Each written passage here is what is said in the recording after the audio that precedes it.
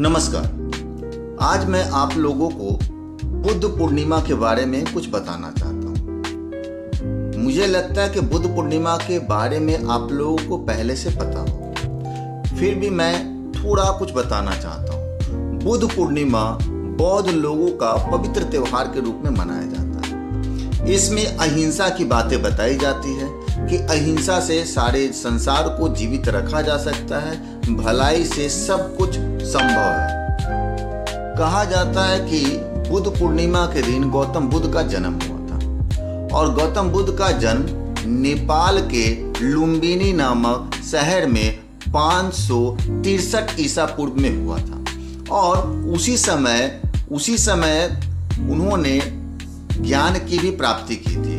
अर्थात यहाँ पे बताया जा रहा है कि उनके जन्म के बाद वे ज्ञान प्राप्त करने के लिए बोध गया चले गए और बोध गया चले जाने के बाद वहां पर उन्होंने शिक्षा।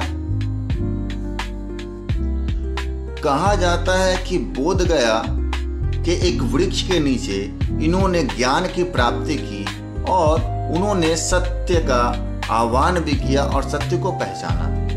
अर्थात उस समय उन्हें ज्ञान की भी प्राप्ति हुई और सच्चाई क्या है, जीवन में सत्य क्या है, इसके बारे में उन्हें पता चला। इन सारी चीजों के पता चलने के बाद वो फिर से अगर अपने नगर में आ जाते हैं और अपनी शिक्षा का प्रचार और प्रसार करते हैं। सारे लोगों को सुख क्या है, दुख क्या है, कैसे हम लोगों को जीवन में आगे बढ़ना है, कैसे परिस्थितियों से संघर्ष करना है, कैसे आगे बढ़ना है, ये सारी चीजें वो बताने लगे। उसमें एक घटना बहुत महत्वपूर्ण है कि एक गांव में जब वो गए थे तो वहां पर किसी कारणवश एक ग्रामीण महिला की एक संतान का देहांत हो जाता है और वो बेचारी बहुत विलखती है, बहुत रोती है, बहुत कलपती है। और किसी ने कहा कि भाई आप जो है, आपके पुत्र का जन्म पुनः हो सकता है यदि आप इस भिक्षुक के पास गए और उनसे आशीर्वाद लिया तो वे जीवित कर देंगे।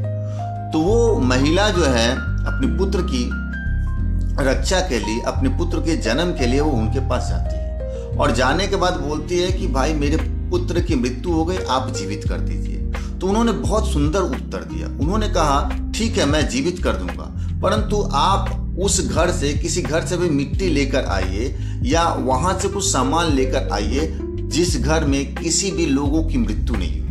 वो पूरा घर घर खोजती है लेकिन ऐसा कुछ नहीं मिलता है और अंत में जब वो वहां से वापस आती है तो तब वो अपने बुद्ध के पास आती है, गौतम बुद्ध के पास, और बोलती है कि मैं निराश हो गई। तो गौतम बुद्ध बहुत सटीक और सही उत्तर देते हैं कि दुनिया में ऐसा कोई घर नहीं है जहां पर मृत्यु नहीं हुई और जन्म नहीं हुआ है। इसीलिए ये मृत्यु और जन्म जो है यह चक्र है, ये चलता रहेगा।